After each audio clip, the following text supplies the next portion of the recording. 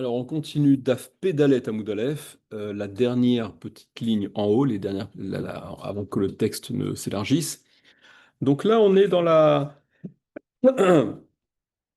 On est, et ça va être quasiment tout le Hamoud qui suit, dans différentes tentatives, donc de différents maîtres, de justifier ce qu'on a dit dans le Hamoud précédent, que Aïn, Tachat Aïn, Shen Tachat Shen, etc., que ce qu'on appelle en français donc la loi du talion, elle n'est pas à comprendre au sens littéral, mais c'est un dédommagement qui est d'ordre financier. Donc c'est ce que nous on avait prouvé précédemment avec au moyen de la Xerashava, Make Adam, Make Behema, enfin presque le Passouk, Loti Krukofer, le Nefesh Rotsear, etc. Et donc il y a d'autres tentatives qui vont être proposées pour arriver à ce même résultat que, en effet, il s'agit de dédommagement financier et non pas blessé de la même façon, handicapé de la même façon que l'agresseur a blessé, a handicapé sa victime. Ok, donc continuons l'autre. Voilà. Donc aux deux points, Pédalet Amoud Aleph. Tania Idar Rabbi Shimon ben Yochai Omer. Donc on a enseigné notre braïta. Rabbi Shimon ben Yochai dit Aïn tachataïn, mamon. Aïn tachataïn, mamon, c'est de l'argent. Ata omer mamon, tu dis de l'argent, donc c'est véritablement d'argent dont il s'agit. Oeno, c'est la structure qu'on connaît, hein. Oeno est là, aïn mamash. Où est-ce que c'est aïn mamash? C'est vraiment l'œil, œil pour œil, comme ce qui est écrit. Pourquoi tordre le cou à la littéralité du pasouk? Donc, démarche de Rabbi Shimon Bar Yochai pour prouver que, en effet, c'est d'argent dont il s'agit. Aresha Yasuma Vesime Kita Vekita.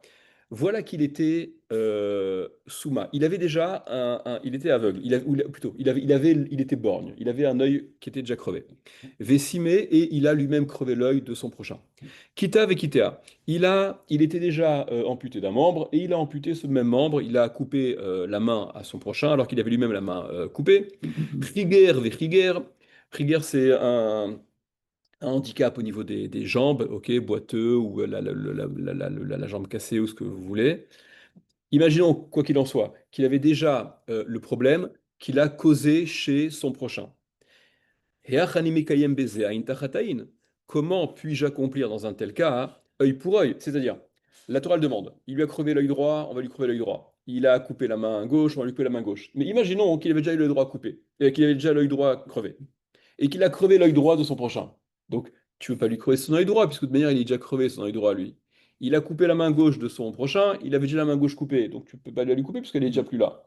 Donc, fatalement, on est dans une situation où ne peut pas s'appliquer le aïn tachat aïn, shen tachat shen, au sens littéral. Et donc dans un tel cas, on n'a pas d'autre choix que de sanctionner financièrement, puisqu'on n'est pas en mesure de pouvoir le faire, en théorie même, physiquement, et du fait que, Vea Torah Amra, la Torah a dit, ce qu'on a vu dans l'Amoud précédent, Mishpat Echad Yelachem, une même loi, une même justice, Yelachem sera pour vous, Mishpat Achavé les Kulchem, c'est ce qui signifie que le Mishpat, la façon dont la justice est rendue, elle doit être Chavé les Kulchem, identique pour vous tous. Donc on ne va pas faire pour les uns comme ceci et pour les autres comme cela. Or, il y a donc une catégorie de personnes, dans des cas comme cela, où si on n'est pas en mesure de leur infliger le même handicap physique parce qu'ils l'avaient déjà, on n'a pas d'autre choix que de faire une réparation d'ordre financier.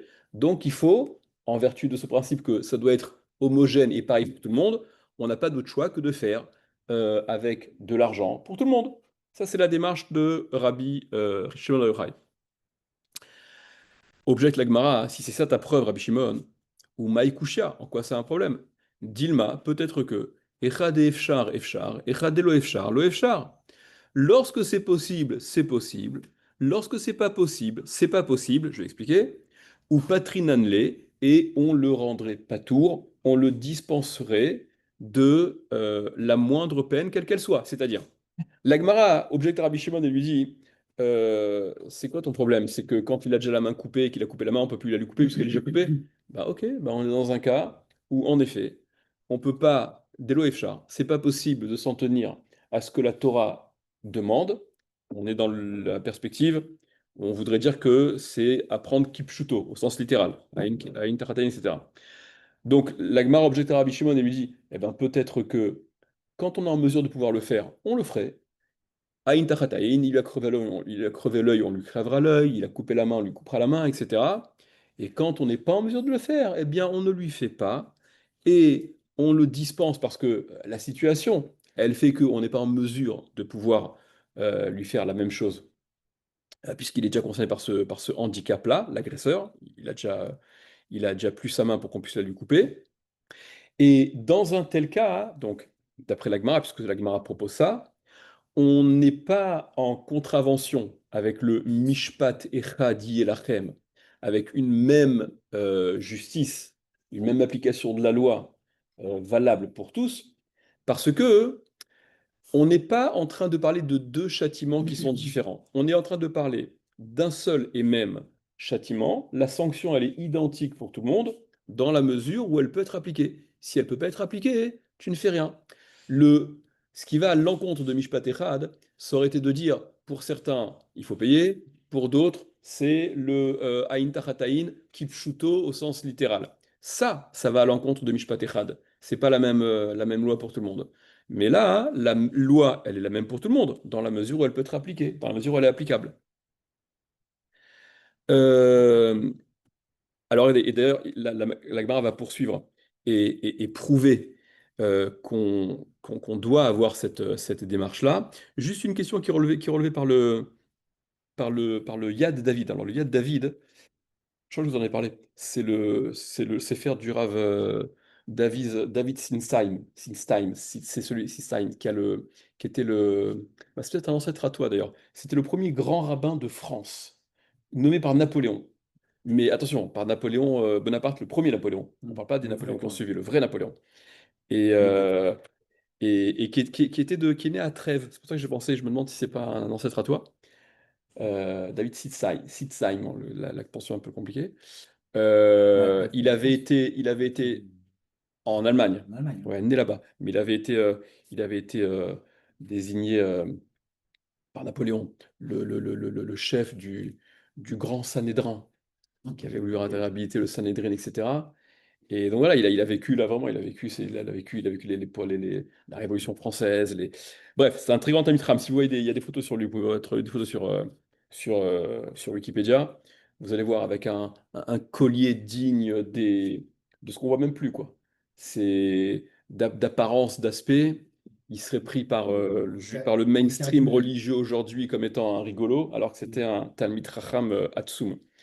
Euh, Ok, et donc il pose la question, il dit, bon ben, si l'Agmara propose ici Echad Efchar Efchar, Echad le Efchar le Efchar, pourquoi on n'avait pas proposé la même chose Pour le grand euh, taille et le petit. Pardon? Pour le petit taille et le grand taille. Ah Exactement, oui. Razak, exactement. Pourquoi quand on avait dit, ah mais on peut pas, le type là qui crève l'œil, il a une... il a tel, il y a celui qui a le grand œil, celui qui a le petit œil, on avait expliqué, est-ce que c'est une sorte de vision, etc. Bon, on aurait dit Echad Efchar, Echad Efchar, Efchar, Echad Efchar, Efchar. Et il répond que là-bas, hein, il est quasiment toujours question de différence. Les yeux sont jamais les mêmes, la capacité. Et donc, on se serait finalement toujours retrouvé dans des cas où c'est quasiment pas efchar, c'est quasiment pas possible. Bah Donc, oui. l'Agma n'a pas voulu répondre ça. Alors que là, des cas où celui qui a amputé la main de l'autre, il aurait lui-même la main amputée, c'est relativement rare. Donc voilà, c'est des aménagements qui vraiment seraient nécessaires dans une minorité presque négligeable de cas. Ok, revenons à... Quoi qu'il en soit, donc l'Agmara dit euh, sur cette démarche qui consiste à dire, quand on est en mesure de le faire, on le fait, quand on n'est pas en mesure de le faire, ben, on ne le fera pas, des ilotemari. Parce que si tu ne disais pas comme ça, si tu n'acceptes pas cette, cette position-là, si tu n'adoptes pas cette position, que en effet, on fait lorsqu'on est confronté à une situation où techniquement on n'est pas en mesure d'appliquer ce que la Torah prévoit dans d'autres situations, eh bien, à défaut de pouvoir agir, on est patrinanlé, on le rend pas tour, on ne fait rien. Et cette démarche-là, si tu n'acceptes pas cette démarche, eh bien, tu te retrouves avec un problème. Tu te retrouves confronté à un problème. Parce que Deilotema Achi, si tu ne dis pas comme ça, Trefa Sheharag et Shalem, Mai Avdinanle. Trefa, Trefa, c'est un homme. Comment la tréfa que vous connaissez, c'est là pour un animal. Un animal tréfa, c'est quoi? C'est un animal qui a un des organes, ou en tout cas dans son corps, il y a quelque chose qui est suffisamment altéré pour ne pas, la Chazal considère, ne pas permettre une viabilité au-delà de 12 mois à l'animal qui a donc le poumon troué ou la pellicule, comment dire, une pellicule là, enfin, il y a des différentes tréphoses qui sont la pellicule qui entoure le cerveau, ou la membrane, je cherchais le terme, la membrane. Donc il y a différents organes qui, s'ils sont abîmés, altérés, ils rendent la BMA, l'animal, taref. Au sujet d'un homme, c'est un homme qui lui aussi, il est, on va dire, il a donc un organe qui est suffisamment abîmé pour qu'il soit plus viable l'année. Et un homme qui est tréfa, chez Arag et Shalem, qui a tué un autre homme qui est Shalem, qui est complet, c'est-à-dire qui est bari, qui est en bonne santé, qui est en bon état. Maï Avdinanle, qu'est-ce qu'on va lui faire? C'est-à-dire, pour pouvoir, alors on va expliquer d'après Rachid, pour pouvoir condamner quelqu'un à mort, il faut bien évidemment qu'il y ait un jugement qui soit prononcé à son encontre, et pour que ce jugement-là, il puisse être validé et aboutir à une prononciation de sentence, à l'exécution de la sentence, il faut qu'il y ait une déposition de témoins, bien évidemment. Euh, pour que le témoignage soit recevable, il y a une halakha que vous connaissez maintenant, qui veut que le témoignage, donc les témoins qui viennent faire cette déposition, soient potentiellement objets, et donc qu'ils subissent, dans le cas où on les rend zomem, les édim zomémim, vous vous en souvenez, les témoins zomémim, ce sont ceux qui sont confondus comme étant de faux témoins d'une façon très particulière. Comment pouvez-vous... Il y a un deuxième couple de témoins qui viendrait et qui s'adresserait, voilà, qui s'adresserait au premier couple de témoins et qui leur dit, mais comment pouvez-vous témoigner telle et telle chose, puisque tel jour vous étiez avec nous à tel endroit. Donc il ne s'agit pas d'une contradiction euh, dans la déposition, il ne s'agit pas d'un alibi que l'accusé aurait en sa faveur, il ne s'agit pas d'un bug dans les dépositions, on n'a pas dit la même chose, on s'est trompé, non. C'est que la déposition qui est faite par le premier groupe de témoins, par le couple A qui vient témoigner, ce couple A, il se retrouve lui-même mis de côté par un couple B qui débarque ultérieurement et qui dit au couple A, mais vous témoignez que Réhouven a tué Shimon lundi 17 janvier, 14h30, place de la Bastille. Il doit y avoir un truc psychologique pour que je sorte cet exemple-là, Certainement. mais que j'ignore totalement. Ça doit être ça. Et suite à cette déposition-là, il y a un couple B qui vient dire donc au Beddin, au couple A, mais lundi 17 janvier à 14h30, vous étiez avec nous à Hong Kong, ok, à Honolulu. Donc, dans un tel cas, très bonne question, je ne vais pas rentrer là-dedans maintenant, très bonne question. Pourquoi est-ce qu'on privilégie le témoignage du deuxième groupe au détriment du premier? C'est une bonne question, on en avait parlé quand on avait fait ma cote, je ne vais pas me garder là-dessus maintenant.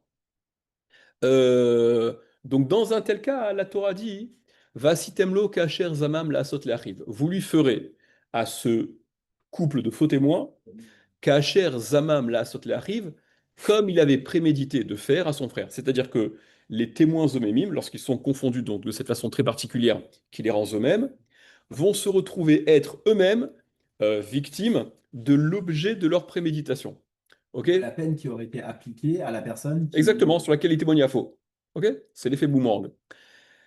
Mais du coup, Donc, tu évalues, du coup, dans ce cas-là, tu évalues ce que l'autre aurait eu, parce qu'en fait, il n'y a pas forcément de préméditation. Ils savent pas, en fait. J'arrive, j'arrive, C'est ça j'y arrive. c'est ça. Maintenant, puisque la Torah, elle formule, va si temlo kasher zamam la sot la vous lui ferez comme il a prémédité de faire à ce couple de faux témoins, ça donne une halakha qui veut que on doit donc potentiellement être en mesure d'appliquer la hazama aux témoins s'il s'avère être de faux témoins. Par conséquent, pour qu'on soit en mesure de pouvoir appliquer la hazama, kol et doute chez iyata yachol le hazima, tout témoignage que tu ne peux pas, qui n'est pas hazamable, n'est pas un témoignage, ena et doute, n'est pas recevable. Un témoignage, pour qu'on puisse l'accepter et qu'il puisse être déposé, il faut qu'il soit potentiellement hazamable, c'est-à-dire que les témoins se retrouvent, si c'est le cas, victimes de l'objet de leur préméditation, et que ce qu'ils avaient prémédité de causer la peine que la personne sur laquelle ils témoignent à faux aurait subi, eh bien ce sont eux qui vont subir cette peine. Dans le cas, alors dans le cas de Tréfa chez Arag et Hachalem. Le Tréfa, le type qui est Tréfa, donc qui est, on va dire, je, formule, c'est peut-être pas très joli de formuler comme ça, mais c'est peut-être pas très joli, c'est peut-être pas très juste, mais pour illustrer simplement, celui qui est à moitié mort, il est Tréfa, qui a tué quelqu'un qui est complètement vivant. Même si on est bien d'accord, je vous l'ai dit la dernière fois, de façon un peu. La vie est une maladie mortelle. Tout être vivant, il est quelque part. Ok? Non, mais vous comprenez ce que je veux dire? On met simplement. Voilà, on fait un rapport de. On fait une espèce de rôle là. On hiérarchise un petit peu là. Donc, le tréfa. Voilà. Les tsorech ha'inyan, pour les besoins de ce qui nous intéresse maintenant. Tréfa, on va considérer, donc, c'est celui qui est. Bah, il n'est pas tout à fait vivant. Il n'est pas, en tout cas, il n'a pas cette même vitalité que un homme normal qui a tué un homme en bonne santé. Les témoins qui témoigneraient sur cet homme tréfa, leur témoignage, quel effet devrait-il avoir? Qu'ils subissent eux-mêmes ce qu'ils ont prémédité de causer à la tréfa.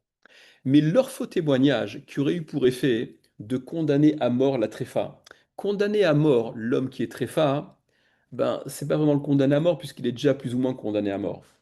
Donc, tu ne peux pas, en les condamnant à mort, eux, appliquer ce qu'ils avaient prémédité de causer à l'homme qui est tréfa. Parce que c'est pas la même chose.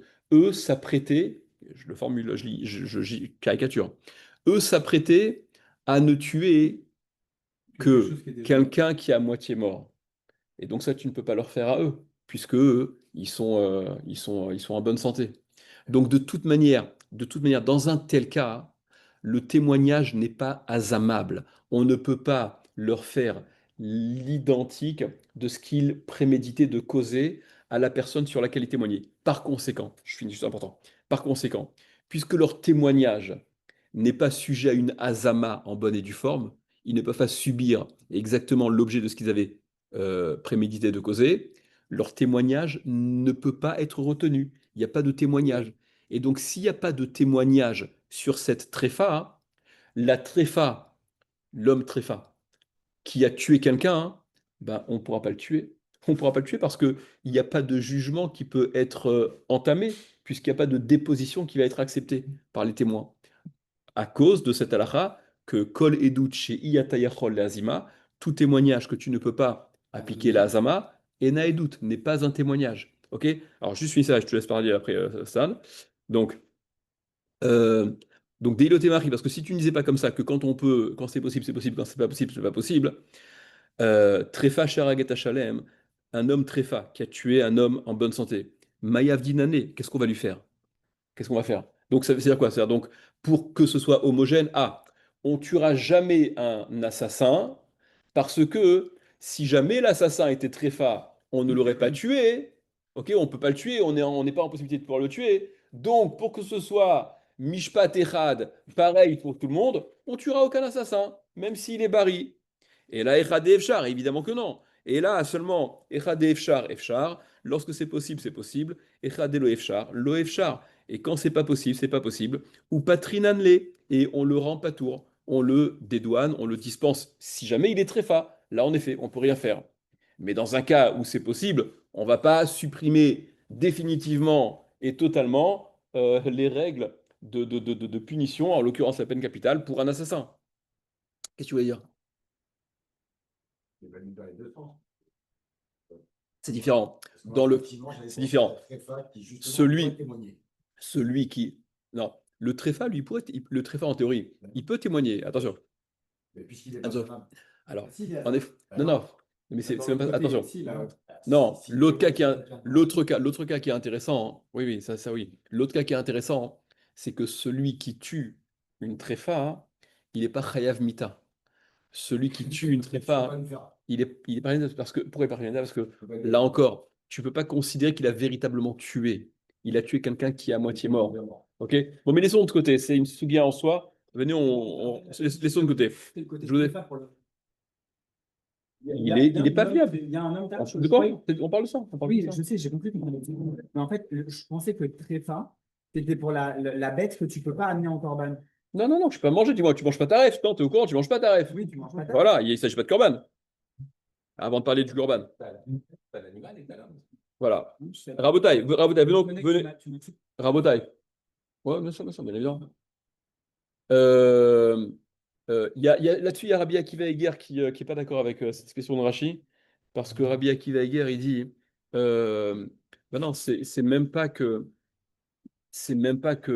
on est en situation de Efchar ou de Yefchar, c'est que puisqu'il n'y a pas eu de témoignage, puisque le témoignage ne commence même pas, on n'est même pas confronté à une situation, on peut dire, ça n'est pas possible de l'exécuter, puisque il n'est pas encore concerné par une exécution, n'est concerné par une exécution, n'est chayav mita, que celui sur qui est venu peser une décision d'une prononciation de sentence. Mais là, on est bien avant ça, puisque le témoignage ne peut pas avoir lieu. Bon, c'est juste Rabbi Akiva qui... Continuons. Suite de la Gemara. Debe Rabbi Ishmael Tana. Dans le Beth Midrash de Rabbi Ishmael, Tana, donc on a enseigné la chose suivante, toujours dans cette démarche de vouloir prouver par d'autres moyens que, en effet, le Aïn Tachat Aïn, c'est pas à prendre au sens premier, mais c'est une réparation qui est d'ordre financier. Donc, au Beth Midrash de Rabbi Ishmael, voilà la façon qu'ils avaient pour le déduire.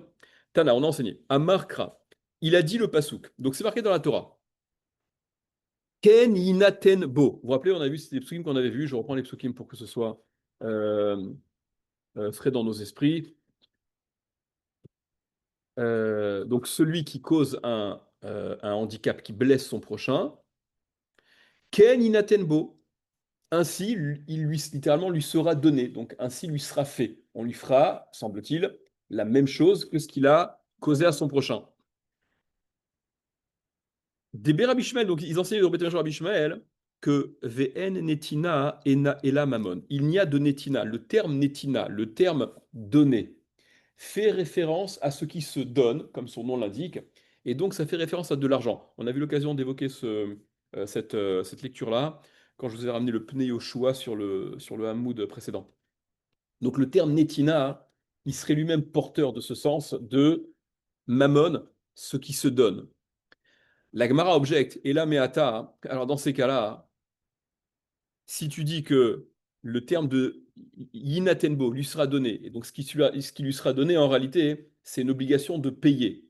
Dans ces cas-là, le pasouk qui commence par Kaacher yiten mumba adam, celui qui causerait un moum à son prochain, celui qui littéralement donnerait un handicap, qui blesserait son prochain, hein, si le terme donné, yiten, il désigne de l'argent, ben ça cloche, parce que kacher yiten mumba adam, ça désigne absolument pas d'argent, ça désigne celui qui pose un handicap, qui donne, non pas au terme de donner de l'argent, mais qui donne, qui cause, qui fait une blessure à son prochain. Le passage dit kacher yiten mumba adam, ken inatenbo. Kacher yiten mumba adam, comme quand un homme donnera, je traduis volontairement par donner pour coller au terme. Quand un homme donnera un moum, un handicap, Adam à un autre homme, à son prochain, Ken inatenbo. Ainsi, il lui sera donné. Donc, ce qui fait, on lui fait. Dans le Beth Rabbi Shmuel, on va dire Ken inatenbo, ainsi lui sera donné. Ah, inaten, le terme donné, ça désigne de l'argent. L'Agmara objecte. Alors, si le terme donné désigne de l'argent, ce qui est dit juste avant, quand un homme donne un défaut, c'est quoi? Il lui donne de l'argent, il ne donne pas d'argent, il le blesse. Et là, meata, mais si c'est comme ça, kasha iten mumba adam, le début, donc ce qui précède juste dans le pasouk, quand un homme donnera un handicap, blessera son prochain, achinami debamonu, là aussi ce serait de l'argent. Et évidemment que c'est pas de l'argent, ça n'a pas de sens. Ah, donc ne me dis pas que ton terme inaten, il désigne de l'argent, forcément. Amré, il répond des chachamim, debe Rabbi Shmuel, au Beth Midrash de Rabbi Shmuel, kra yetera darché, c'est d'un pasouk supplémentaire, d'une expression en trop, que la dracha, que cet enseignement-là, il est fait, mirdektiv, du fait qu'il soit écrit veish ki ten mumba amito. Et regardez, c'est les psukim que vous connaissez, on les avait déjà vus. Euh, le pasouk, donc on est dans Parashat Emor, le pasouk du tête, Parashat Kavdalet, hein, le pasouk du tête, donc un pasouk plus haut, qui dit Veish, j'espère que vous n'êtes pas trop dérangé par le bruit, qu'il y a des travaux. Ok. Veish ki ten mumba amito. Un homme, et attention, ça, je vous cite un autre pasouk, hein, ça ressemble, mais c'est pas pareil. Je suis plus dans le pasouk Kacher iten mumba adam. Je suis dans le pasouk d'avant, qui formule de la façon suivante. Veish ki yiten mumba amito. Un homme qui yiten mumba amito, qui causerait une blessure à son prochain. Kacher asa kenye aselo. Comme il a fait, là c'est différent. Kacher asa, comme il a fait, kenye aselo, ainsi il lui sera fait. Donc dit l'Agmara, comme c'est écrit, Veish ki yiten mumba amito, un homme qui causerait donc un handicap à son prochain, une blessure, Kacher asa kenye aselo, comme il a fait, il lui sera fait. Ken inatenbo. Donc le ken inatenbo, l'expression avec laquelle a commencé Rabbi Ishmael, ken inatenbo, ainsi lui sera donné, qu'il a exprimé comme étant de l'argent. À quoi ça sert? Puisque c'est déjà dit, c'est déjà marqué avant, le passage d'avant. Ken yaselo, ainsi lui sera fait. Donc pouvoir dire dans le passage d'après, ken inatenbo, ainsi on lui donnera, on lui fera. La malia que ça me sert? Shmamina, j'en déduis. Mammon, que c'est de l'argent. C'est-à-dire, puisque cette expression-là, elle est en trop, puisqu'on a déjà dit, on a déjà précisé juste avant, Kenya Selo, ainsi il lui sera fait, on lui fera la même chose. Donc répéter Kenina Tenbo, c'est en trop. Pourquoi c'est en trop? C'est en trop pour te dire qu'il y a une autre façon de lui donner. Et ce qui lui est donné, ce qui lui est infligé, c'est justement cette obligation de donner de l'argent. C'est en termes d'argent. L'Agmara dit, dans ces cas-là, pose la même question sur l'expression qui précède, puisque il y a déjà un pasouk qui formule Veish ki iten mumba mito, un homme qui causerait une blessure à son prochain. Kaacherasa kenya selo, comme il a fait, il lui sera fait. Alors pourquoi la Torah répète pas seulement ken inatenbo, on lui donnera, on répète ça, mais pourquoi est-ce qu'on répète bichlal, même ce qui précède? Pourquoi répète-t-on par la suite Kaacher iten mumba adam, quand un homme causera une blessure à un autre, pourquoi ça on le répète aussi? Puisque ça a déjà été dit. Veish ki iten mumba mito, un homme qui donnerait un moum à son prochain. Voilà, ça a déjà été dit. Pourquoi répéter Kaacher iten mumba adam quand un homme blesserait un autre? Donc, Kaacher iten mumba adam, là m'a dit à quoi ça me sert cette répétition-là? Et là, écoutez bien la réponse de la Gemara. Aïde debail mirtav ken inatenbo, puisque il a été nécessaire, on avait besoin d'écrire Ken inatenbo, cette expression qui semble être une redondance, mais qui est nécessaire pour justement exprimer l'obligation en mammon de payer de l'argent, c'est ça ce qui doit être donné. Alors, pour que ce soit introduit et que ça ne tombe pas au milieu de nulle part, Katav Nami, il a aussi écrit, donc Akadosh Baruch Hu, dans la Torah, il a aussi écrit, Kacher iten mumba adam. Il a fait précéder l'expression Keninatenbo par Kacher yiten mumba adam, pour que la phrase, elle soit lisible, pour l'esthétique, pour que le texte, il soit correct. Ok? C'est cette Gemara, elle est très intéressante parce que a priori, hein, je dis simplement, elle semble aller, elle semble, disons, en tout cas, elle semble faire fi de ce qu'on entend souvent, que, il y a un midrash qui dit ça, Kol Torah Kula, Shmotem Shel HaKadosh Baruch Hu. Toute la Torah, ce ne sont que les noms de HaKadosh Baruch Hu, c'est-à-dire que chaque mot, chaque lettre, chaque ilas, etc. Là, la Gemara est beaucoup plus triviale. Non, c'est un problème d'esthétique. Il a fallu employer l'expression Kainatenbo, ainsi on lui fera, et pour que ce soit introduit, que ça fasse suite à quelque chose, alors on a formulé Kaashaiten Mumba Adam, etc. Ok. Autre tentative de... donc, encore une fois, on est dans la même démarche pour dire que c'est la réparation est d'ordre financier. Debe Rabbi Chia Tana, dans le Beth Midrash de Rabbi Chia, on enseignait. Amar Kra, il a dit le pasouk, Yad Beyad. Alors ça c'est dans la paracha où il est question justement de la Hazama, c'est dans Shoftim. Euh, euh, je vais vous le retrouver. Voilà. Alors, déjà, voyons dans la Gemara. C'est écrit Yad Beyad, main pour main. Je vous lis le texte, dans le contexte. Donc, le contexte, c'est justement au sujet de faux témoins. Il s'agit de faux témoins. Et suite aux faux témoins qui vont être confondus, et on pourrait se retrouver donc dans une situation donc, de Hazama. Donc, dit la Torah, Va sitemlo kacher zamam la sot le achiv, vous lui ferez comme il a prémédité de faire à son frère. Ou biarta ara mikirbecha, et tu extirperas le mal de ton sein, de chez toi. Voilà, vanishari mishmu viraou, et ceux qui restent, et donc on va même le faire savoir pour que ça soit dissuasif. Les autres écouteront et craindront. Voilà, velo yosifu la sot od kadavara razé bekirbecha, et donc on fera plus ils ne feront plus de choses mauvaises parce qu'ils ont été dissuadés de l'exemple de la condamnation de celui qui a été rendu faux témoin. Et la Torah poursuit, Velo tachos enecha, et n'aie pas pitié, nefesh benefesh, vie pour vie, c'est-à-dire si les omémim les faux témoins, avaient témoigné ce qui aurait eu pour effet de condamner à mort la personne sur laquelle ils ont témoigné à faux, et qu'ils se retrouvent zomémim, eh bien dans un tel cas, c'est eux qui seront exécutés. Donc dit la Torah, Velo tachos enecha, et n'aie pas pitié dans un tel cas. Nefesh benefesh, vie pour vie. Aïn be'aïn, œil pour œil. Shen be'shen, dent pour dent. Yad beyad, main pour main. Regel beragel, et pied pour pied.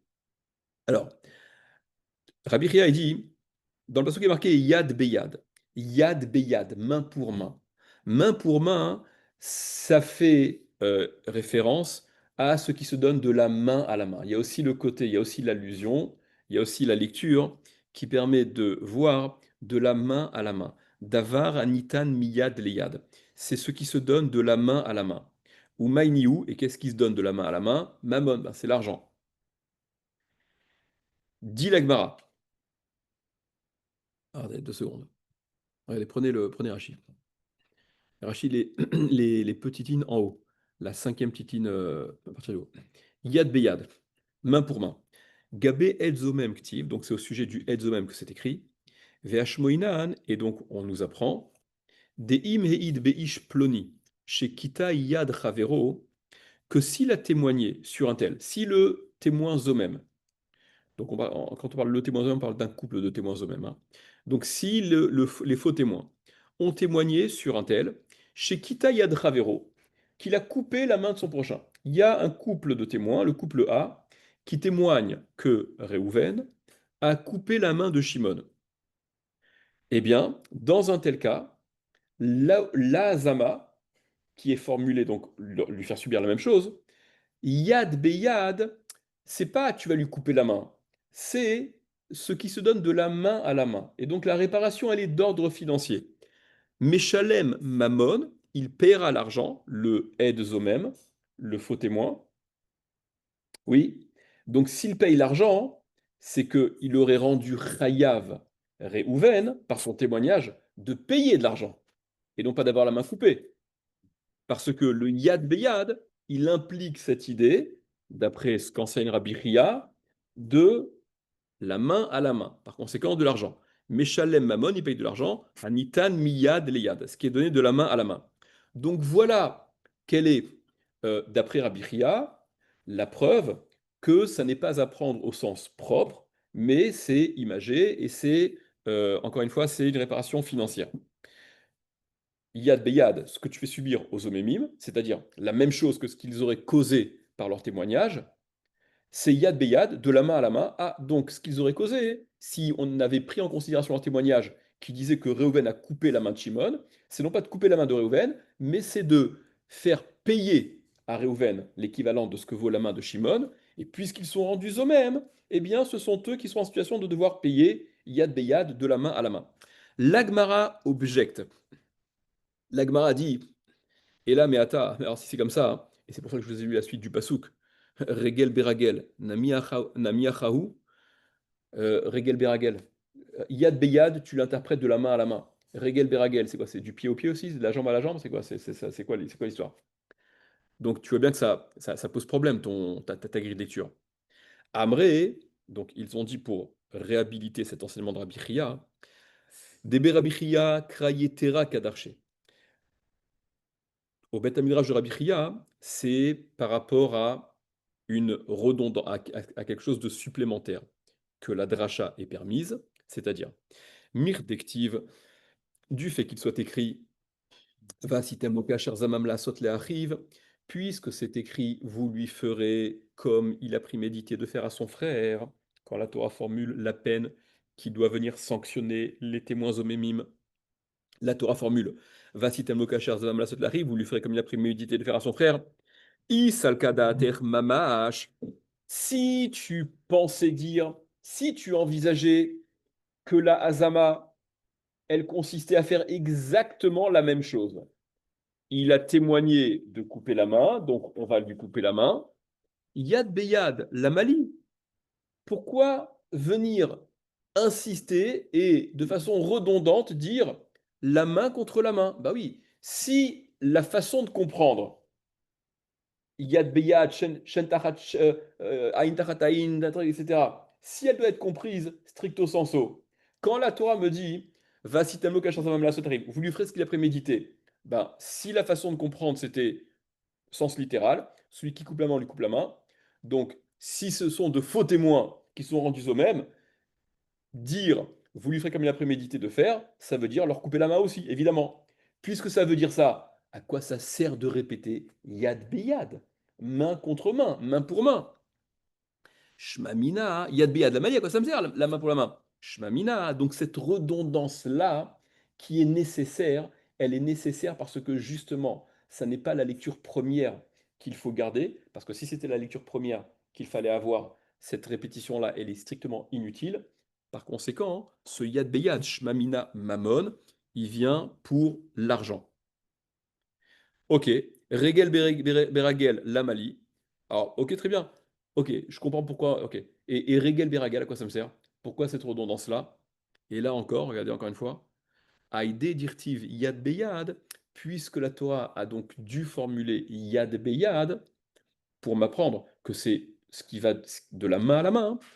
Alors, Katavnami Regel Beragel, la Torah a également écrit Regel Beragel, comme si les expressions, elles étaient, elles allaient de pair, main pour main, Yad Beyad, Regel Beragel. Donc c'est encore par souci, on a envie de dire esthétique, que la Torah a formulé ce Regel Beragel. Abaye Omer, début de la ligne. Abaye Omer, on est vraiment au milieu du Hamoud. Abaye Omer, Abaye dit Atia Midetane de Bechiskia, lui, il apprend de ce que a enseigné on enseigne au Beth Midrash de Rizkia. Detana de Rizkia, parce qu'on enseignait dans le Beth Midrash de Rizkia. Aïn tachataïn, nefesh tachat nefesh, velo nefesh ve'aïn tachat aïn. La Torah, lorsqu'elle parle de la peine qui doit donc être infligée à celui qui a blessé son prochain, la Torah formule aïn tachat aïn, œil pour œil, dent pour dent, nefesh tachat nefesh, vie pour vie. Ok, œil pour œil, vie pour vie, mais pas, et non pas vie et œil contre l'œil. C'est-à-dire, si on s'en tenait, donc encore une fois, à la littéralité de ce que la Torah dit, et qu'on avait crevé l'œil à celui qui a crevé l'œil, qu'on avait tué celui qui avait tué, il ne faudrait pas qu'on se retrouve en situation où pour rendre l'appareil, donc crever l'œil de celui qui a crevé l'œil, on se retrouve non seulement à lui crever son œil à lui, mais à le tuer également, parce qu'il se peut que cette peine physique qu'on va lui infliger, elle ne se limitera pas à le rendre borgne, mais elle pourrait avoir pour effet de le tuer. Parce que la douleur ou la façon dont ça se passe, ça aurait pour effet donc d'attenter à sa vie, de le tuer. Et ça, la Torah, elle veut pas. La Torah ne veut pas que, en contrepartie de l'œil qu'il a crevé, il se retrouve à mourir parce qu'on lui crève lui-même l'œil.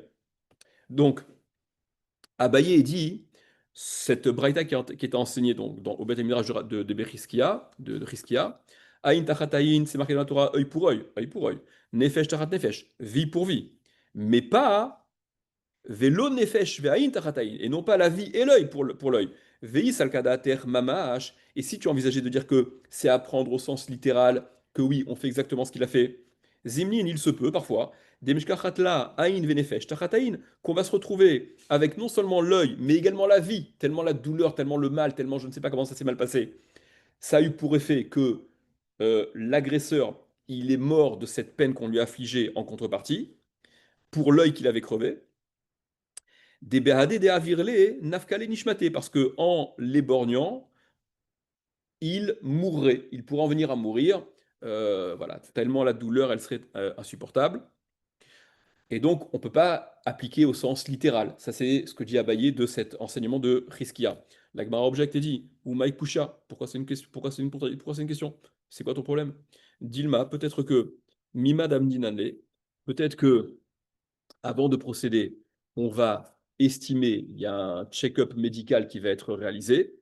Imatsime Kabel Avdinan, s'il est en mesure de supporter, eh bien on le lui fait. Si on estime que en lui crevant l'œil, il va avoir que l'œil crevé, il va pas mourir, on lui crèvera l'œil. Veilomatsime Kabel, et s'il n'est pas en mesure de recevoir, il est de nature trop fragile, ça pourrait avoir des conséquences pires que l'œil crevé, eh bien lo Avdinan, on ne lui fait pas. Vei amdinan de matsime kabel ve avdinan b. Et si même, poursuivez Gemara, et si on avait évalué qu'il est en mesure de supporter et qu'on lui ait donc fait la même chose, venafak rouché, et que son venafak rouché, et que donc il mourrait, eh bien, imaït limut, s'il meurt, il meurt. Littéralement, venafak rouché sortirait son rouar, son souffle de vie. Imaït limut, eh bien, s'il meurt, qu'il meurt. Milot Naan, n'avons-nous pas enseigné? Il peut y avoir des accidents de parcours. On n'est pas à l'abri d'un. Le risque zéro n'existe pas. Milot Naan, n'avons-nous pas enseigné Gabé Malkout au sujet de la peine de Malkout, donc les coups qui vient de sanctionner celui qui rêve Malkout. N'avons-nous pas enseigné dans une Mishnah, vous vous rappelez ça, hein? Amdou Vemet Tachatiado, Patour.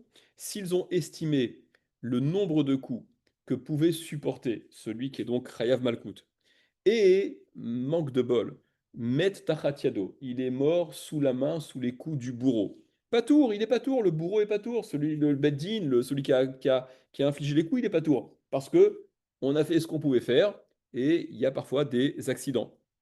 Donc là aussi, dans le cas de ce risque-là de deuil, qui s'il était arraché, il pourrait le tuer, on prend les précautions en amont, et si ça se passe mal, ben ça se passe mal. Mais il ne vient pas de cette breakta-là prouver qu'on est forcément dans une réparation d'ordre financier.